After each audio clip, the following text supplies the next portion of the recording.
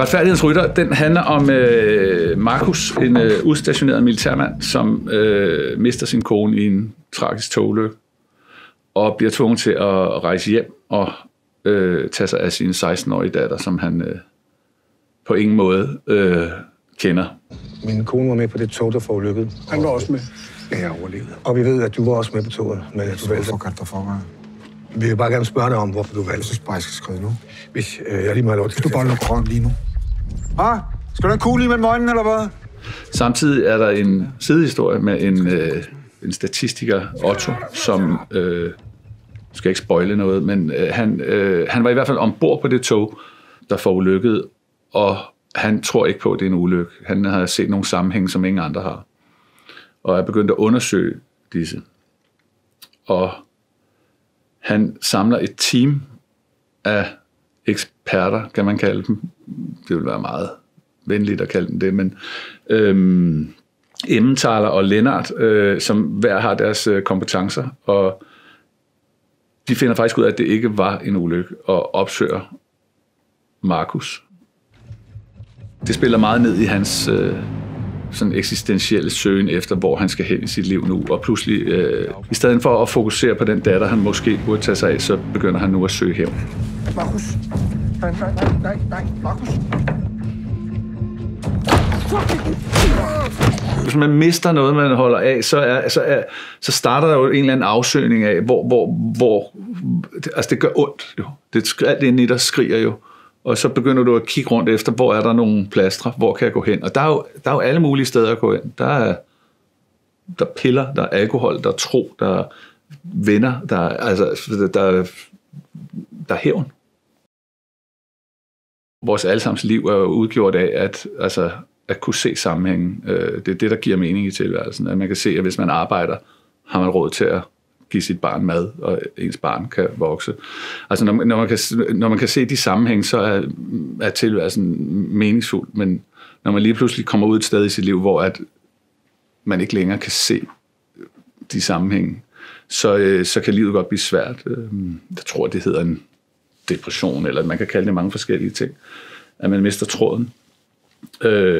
Og der er en stærk tematik i filmen, der handler om altså tilfælde og sammenhæng, som jo også er stærkt forbundet, kan man sige. Og hver karakter har på en eller anden måde en rejse ind i det her.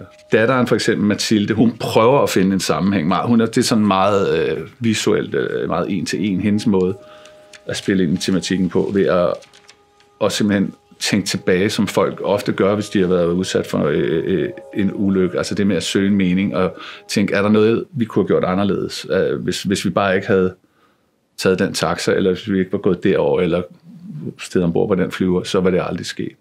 Og det bruger hun. Altså det er noget, der fylder meget i hendes liv. Det er den måde, hun prøver at komme videre på. Men det er jo ikke en reel måde at komme videre på, for det er jo netop at blive hængende i ulykken. Har du hacket Fitness World server masser af gange? Ja da. For Emmentaler kunne få gratis pilates. Dyrker Emmentaler pilates? Ej. For at se, hvor lidt du kender til dit team. Når jeg skriver til andre, kan jeg virkelig godt lide genre. Jeg synes, der er noget fantastisk i at lave en stærk drama, eller komedie, eller western, eller hvad man end har prøvet. Men jeg synes også, der er noget hæmmende ved, at man har genre, fordi det er ligesom... Jeg forstår godt, hvorfor det er sådan. For det er ligesom, folk vil gerne vide, om de spiser italiensk eller japansk. Altså, man vil gerne vide, hvad man går ind til. Men det er også altså buffet kan også noget, det der, hvor man kommer rundt i og ikke rigtig ved, hvad der venter en. Så det er nok sådan, jeg arbejder med genre. Jeg elsker selv at se film, hvor jeg tror, jeg er på sikker grund og sidder og ser noget, og så bliver jeg rystet, og det hele vender om foran øjnene på mig. Det er jeg vild med. Lennart og Otto, kommer I lige med udenfor? Nej, ikke midt i en session. Og så er det isen. Ikke? Så bare gå til isen. Og spis. Masser af is. Mathilde, hvad med at spise alt det lort? Du skal ikke høre på ham. Bare spis. Kom, masser. Lennart, kom med udenfor. Far, du er ikke på arbejde. Lad nu være med at give folk ordre. Lennart ved, hvad han laver. Spyt det lort ud, Mathilde. Så er det nu, du siger fra. Kom. Da jeg skulle lave Blinkende Lygter, kan jeg huske, at jeg tænkte, hvis den nu bliver virkelig dårlig, kommer jeg aldrig til at få lov til at lave en film til, så jeg skulle nå, og jeg kan virkelig godt lide film, så jeg ville nå at lave så mange genrer, så jeg i hvert fald lavet en lille western-scene ved et bål, og nogle action-scener, og noget komedie, og en lille smule drama. Så det var egentlig mere tilfældigt. Jeg ville gerne bare nå at lave lidt af hvert. Hvordan skulle jeg kunne tracke noget på sådan en lille fiseprocessor? Nogen må køre ind og hente min server og mine skærme lige nu. Så ellers kommer jeg aldrig i gang med det fucking pisslort. Pissegitte klippecomputer. Helme, om jeg gider høre på den oplæste primadonna. Hvad fanden bilder du dig ind, din fede gris? Rollen Emmentaler og Lennart, det er meget tunge komediefigurer. Og prøve at få dem til at spille sammen i en semi-naturalistisk verden med nogle meget, meget tunge tematikker og nogle meget, meget tunge dramaer, folk, der har mistet, og det var udfordringen. Og den er både i skrivefasen og læseprøve. Det har simpelthen været det, der har været hovedfokus på hele vejen igennem. Helt ned til klipningen. Selv i klipningen sad vi og klippede mange sjove replikker ud, og vægtede det, altså hele tiden.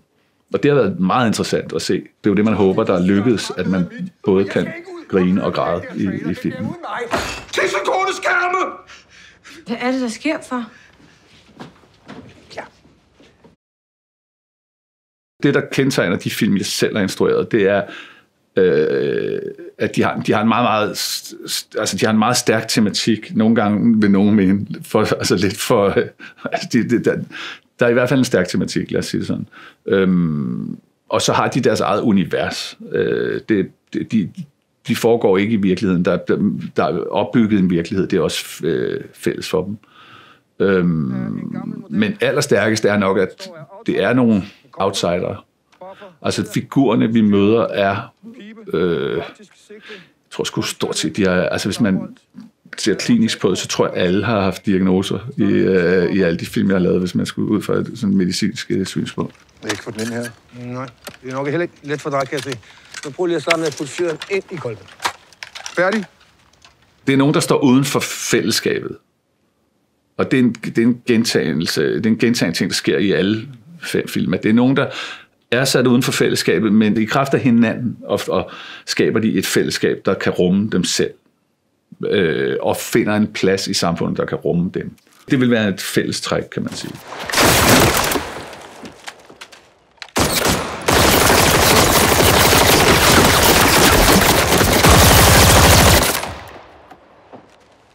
Jeg tror altid, at historier, der handler om, hvorfor vi er her, er vigtige. Og så på det helt personlige plan, så jeg er kommet op i en alder, hvor kan jeg også se på mange af mine jævnaldrende og omgivelser, at på et tidspunkt, når folk de begynder at sådan komme forbi at have levet halvdelen af deres liv, så begynder de netop at lede efter de her sammenhænge. Er der noget, man har overset, som retfærdiggør, at man er her? Er der egentlig en grund til, at vi er ud over at trække vejret? Ikke? Og det, men alene det gør det til en vigtig historie, synes jeg. Vil du ikke blive, far? Lad ham gå, Mathilde. Det er vigtigt, at han får lov til at trække sig. Altså, når man er ung, så tror man, så skal man erobre hele verden, og man skal vinde i alt, og men jo længere man kommer hen, så finder man ud af, at det er meget banalt i virkeligheden. Det handler om at nyde det, man har. Spiller du skak, Mathilde? Nej. Og sætte pris på det, man har, frem for at spille tiden på at savne det, man har mistet, for eksempel. Altså bare være til stede med de mennesker, man kan lide. Det er det tætteste, man kan komme på noget, et bud på, hvad meningen er. For hvis man prøver at gå længere end det, så bliver man som regel skuffet, synes jeg. Der er ikke så meget andet, der giver mening.